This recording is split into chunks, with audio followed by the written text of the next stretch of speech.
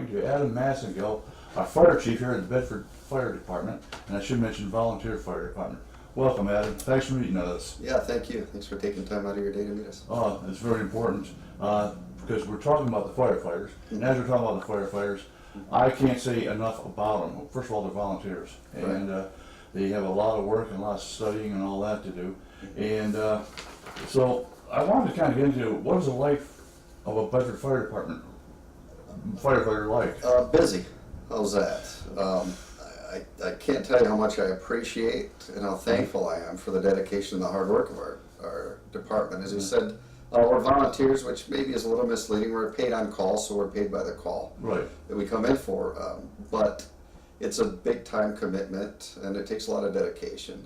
So I'd be remiss if I didn't say thank you, first and foremost, to the firefighters, and even more so to their families, because when they come in and respond to a call, sometimes we forget when we're out running calls that their families are still back home carrying on family life without us. And so I really appreciate both the families and the firefighters. Good for you. I think that's very important. And they also have, besides the calls, they have the training. Correct. And do they ever have to go out of town for training? Or correct. Yeah, we do. We try to give as much training as we can, both internally and provide some opportunities outside, so that the members get out and they can bring new information back to us. Learning never stops. It does not. Our members do, after the initial training, it's about 100 hours per year, just to keep up and maintain the certifications and the training levels. So the training's grown over the years all the time also. Yeah, it has. It went from years and years ago, it was about a 66-hour class for the Fire 1 and 2. Now it's up to almost 300 hours, I believe, of training. And the same with the EMT class. It's almost doubled. It's up around 250 hours now of EMT training, just in that initial year, to get the certifications so that they can serve the community. There's a lot to it. The number of calls you get per day, what are you averaging now? We're up around 8 calls a day right now. We were at about 7.5 last year, but our calls keep increasing every year. If you compare that back to about 10 years ago, we've almost doubled our calls for service now. So 8 calls a year, we're looking at probably around 2,900 calls this year, we guess. Now, am I right? I thought I heard that 8 calls a day usually is call for a professional fire department, or permanent. It's very ambitious for a paid on call or a volunteer department. It's a lot of calls per day.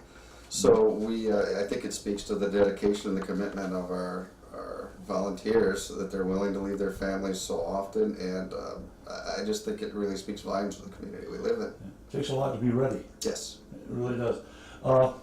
Now, you have the fire calls, of course, and then you have the EMT. Right. Explain the ratio there. Sure. About almost 90% now of our calls for service are emergency medical calls. So that's a big majority of what we do. Sometimes when we say we're a fire department, it's not necessarily completely accurate, because we're not just a fire department. We're really an all hazards department, because we get hazardous materials responses, the EMS responses, certainly car accidents, the fires, and things like that. So it's really, we really have to work hard to keep the training up and keep the certifications up, so no matter what the call is that comes in, we're ready. And the equipment for the EMTs. Absolutely. That's a whole other world, isn't it? It is. We've worked really hard this year and last year to upgrade the equipment that we've had. We've got the Lucas device and the cardiac monitors now, so we feel that we've done a really great job in bringing the level of service up for our residents. Now, there's different types of fires or hazards. You have industrial, commercial, Right. you have home fires, usually wood and shingles, that type of thing. Right. When you get into the others, what are you looking for? With the bigger structures, we wouldn't say necessarily the risk is any greater or any less. Certainly, the bigger structures take more water proportionately, and there are different hazards. So the construction, for instance, in the newer homes, it's a lot more lightweight material. So we know that we don't have as much time as we had in years past to fight them before they're prone to collapse, or the newer, lighter materials prone to failing. So we really have to be on our game. Our responses have to be faster because we know that we don't have as much time as we had 20 or 30 years ago with the houses. As far as the industrial things go, We just have to make sure our equipment's in service, and frankly, it's about gallons per minute, really. With larger fires, we need to make sure that we have water sources and can get enough water onto the fire to control it. Well, this leads into me wondering about the hazardous materials training. Mhm. That's just a whole other step, a whole It other is. world. It is. We're all trained to a minimum of a hazardous materials, what's called an operations level here. So some of the bigger cities, they've got equipment that they can deal with hazardous materials responses. We have the ability to work on them, but we don't have the ability to mitigate most of those incidents, to take care of them. So we're trained to, initially we're trained to about a 24-hour level, and then we do about 12 hours of training each and every year to maintain that, because those are certainly high-risk incidents, and with high risk, there comes an increased risk for problems. Training, and more training. Absolutely. I keep hearing that. Yeah. How many firefighters do we have at each station? We've got about 44 total right now. Mhm. We have in Station 1, which is our north station, it covers about the northern third of the township. We've got 12 firefighters right now that cover up there. Station 2 would be the west side over towards Lambertville on Dean Road. And there's 18 firefighters assigned over there right now. The Station 3 here, our administrative quarters, as well as covers the east side of the township. We've got 14. And we're pretty proud of that too, because a year and a half ago, we were down in the low 30s. We only had about 32 members, I believe. So we're very, I don't want to say a young department age-wise, but we're a growing department. We've brought the numbers back up. Again, you've got to realize that 12 years ago, I think we had 60 members. And a year and a half ago, we were doing twice as many calls with half as many members. It's really, again, it just really takes a big commitment by our members. So. Do you have another class coming in? We do. We're getting ready to start our fall class, and we hope to have that concluded in time for the county fire program that will start in October. Good. I'm glad to hear that. Well, you were mentioning the different stations. Sure. And we had the opportunity to take the camera to the different stations, you know. And we went to Station 1. Yeah. And that, a lot of history there. Yes. And there's also history of Station 2, and I guess they both came in about the same time? Yeah, my understanding, certainly while I wasn't around, but my understanding is that it was the mid-1940s when the stations were formed in the township here, and I think the buildings predate those. It's just, it's amazing and really fascinating to see some of the information that's there, the historical information, and just makes me really proud to be a part of that. Well, I really love the history, but I also am concerned about the building itself. Sure. And I'm sure you are too. And Sure. I guess we'll just kind of leave that at that, you know, any future needs that you see offhand? Yeah, we certainly have some big needs, and as you mentioned, the building, so we're starting our strategic planning process. Our existing strategic plan was set from 2015 to 2018. Right. So as we're part of the way through 2018 now, we're looking at some planning, long-term planning. Certainly station needs long-term is one of the things that we're looking at, as well as apparatus needs and even equipment needs. Yeah. So we want to develop a really good plan for the next 4 or 5 years so that we continue moving in the right direction. Now, I had a question before I met with you before. And that has to do with risk analysis. Sure. And how do you know where to put the trucks, where the apparatus and all that? Sure. Give me a brief rundown on that. Absolutely. So we are constantly analyzing data, call volume data, the types of calls that we're having, our response times and things of that nature. So we know that industry best practices say that we should try to strive from the time of the call. We should try and have a truck on the road if we've got people at the station within about 60 seconds. And we really strive to, at about the 6 or 8 minute mark, to have, from the time of call, to have responders to whatever the emergency is. That is really an ambitious goal, especially when you understand that for a large part of the time, our responders are coming from home. Right. So it takes more time to get to the equipment and get out. So we look at that type of data. We also look at some of the trends of where most of the calls are. So clearly, with a heavier population here down on the south end of the township and the southwest end, we have more calls down here. We have about 1,100 runs out of this station, and we run about 1,100 runs Out of the Lambertville station, we run about 500 or 600 from the North Station, although we can't be deceived by that because the North Station is predominantly without hydranted water. Right. So while we think, well, that's a slower station, we have to understand that we have to be even quicker to get to those fires up on that north end to make sure that we're doing it. So we study all kinds of numbers to make sure that, that the response really fits the needs of the community. I know we're going to go out and talk about apparatus in a minute or two here, but I thought perhaps you could kind of give me an indicator of the status or how the Bedford Fire Department is sitting right now. Sure. So we're in the early stages as far as apparatus of really a comprehensive replacement plan. We know that apparatus, the national standards say after about 15 years, fire engine should be moved back to a reserve status. Right. And then they recommended about 25 years it's taken out of service and replaced.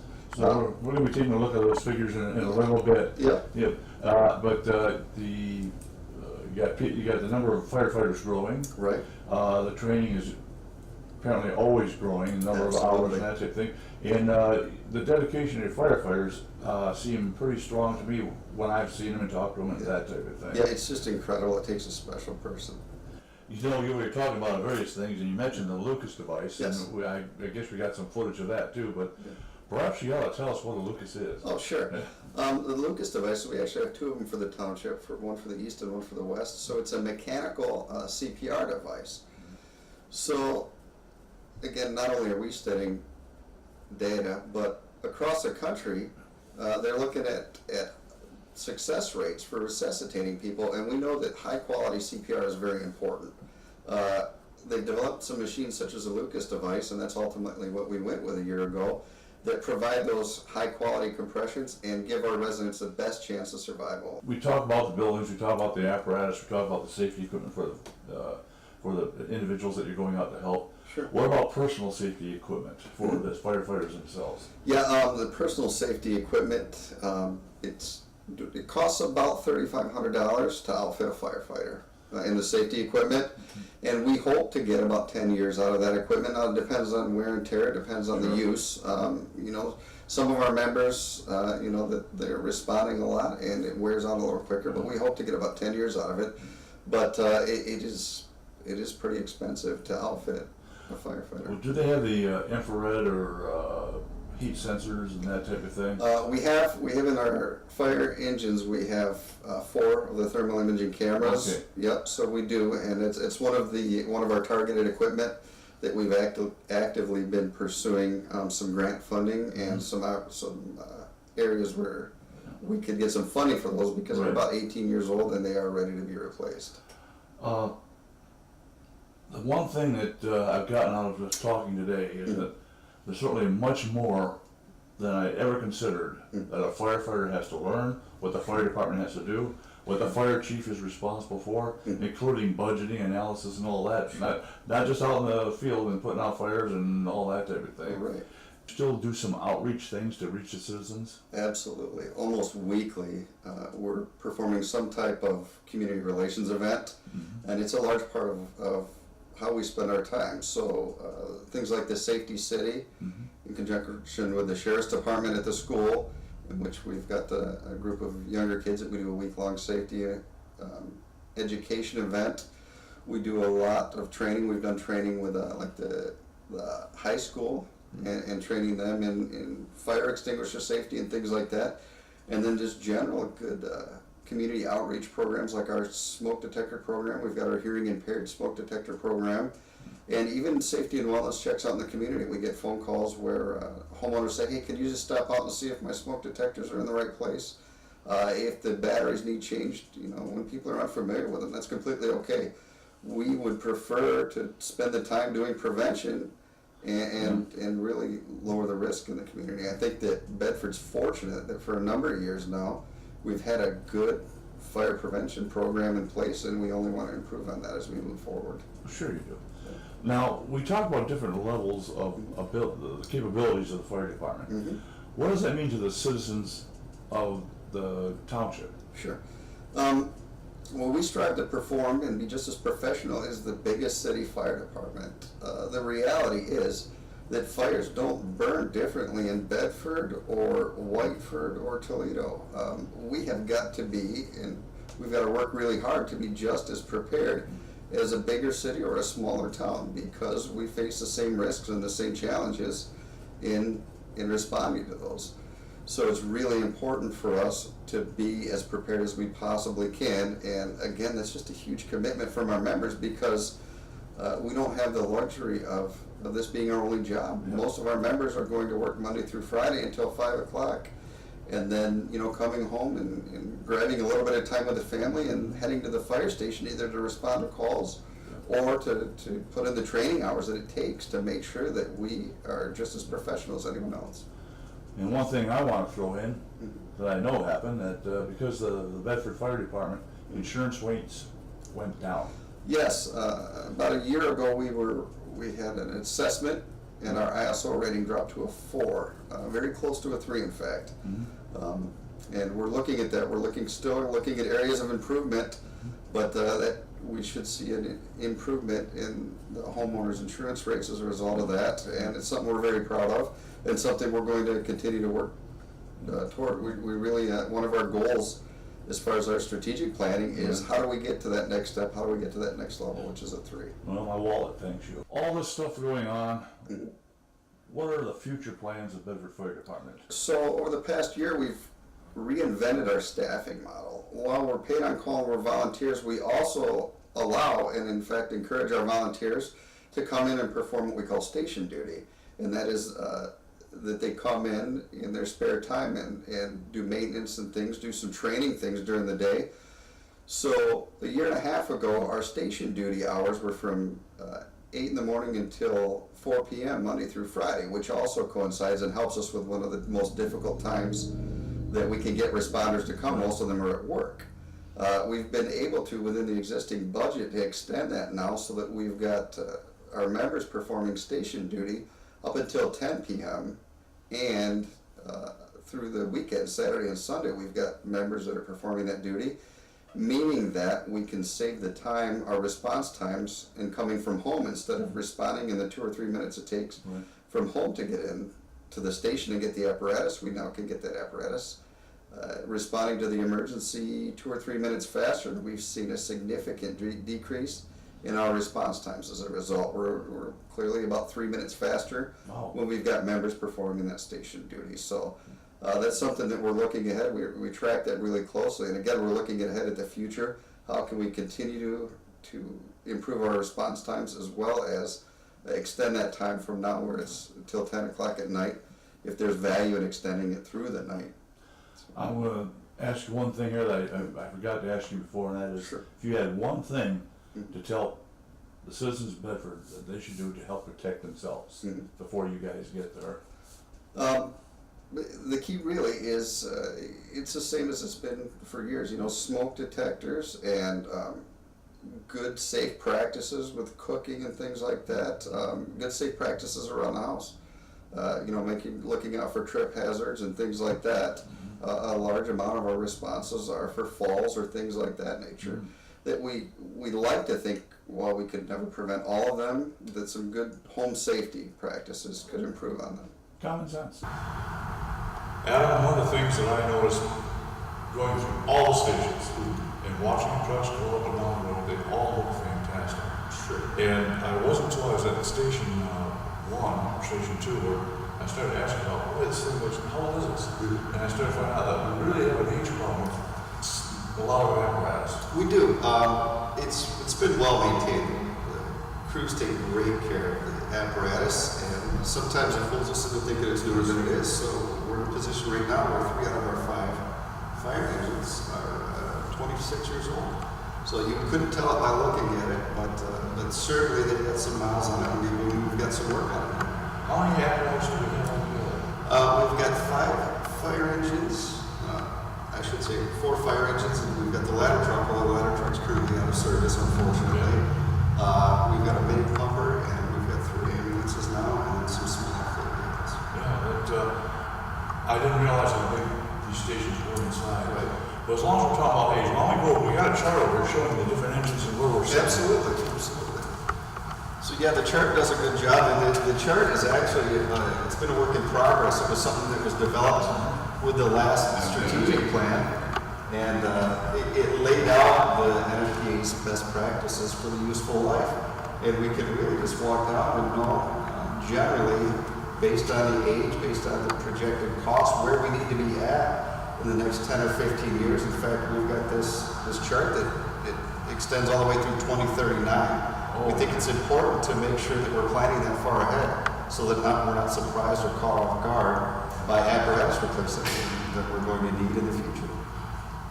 Even at that, I see none under, here's one at 12. Yeah, that would be, it's an ambulance, so the ambulances are used the most. They get the most miles on them. Sure. So while we try to, and we may very well be able to extend it to 15 years, realistically, with the amount of use that they get being it's about 90% of our calls, Right. they wear out a little faster than the fire trucks, Right. which is, I guess, a little more fortunate because they're a little less expensive than like the fire. Well, there's that.